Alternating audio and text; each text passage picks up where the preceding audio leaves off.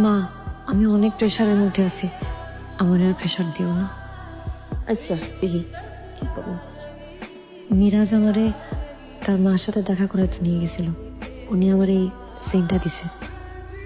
মা, তুমি একটু তাড়াতাড়ি আব্বার সাথে কথা কও না। আচ্ছা দেখি, তোর কিছু করুন না কখনো। তোমার মেয়ে তো একজনকে পছন্দ করে। মানে তুমি কথা কার থেকে শুনলা? তোমার মেয়ে আমার কাছে সব স্বীকার করছে।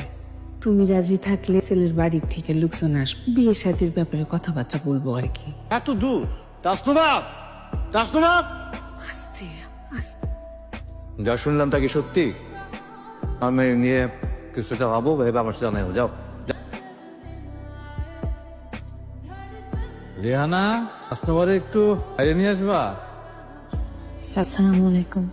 ওয়ালাইকুম আসসালাম। দেখেছেন কাকা, মেয়ে অনেক ভালো, দেখলেই মন ভরে যায়, লক্ষ্মীর মতো।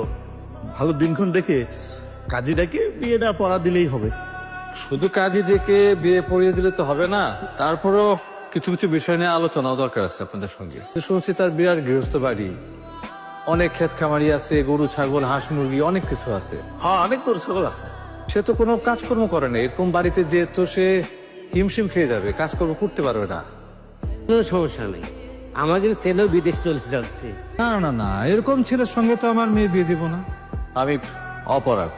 তাহলে আর কি, চলো ঠিক। আমার হাতে সময় নাই, আমি এখানে তোমার একটা কথা বলতে আসছি। বলো। আমার আম্মা যখন আমার আব্বারে আমার পছন্দের কথা বলে, আমার আব্বার তখন রাগ করার কথা ছিল, কিন্তু আমার আব্বা রাগ করেনি, কারণ আমার আব্বা চায় আমি সুখী হই।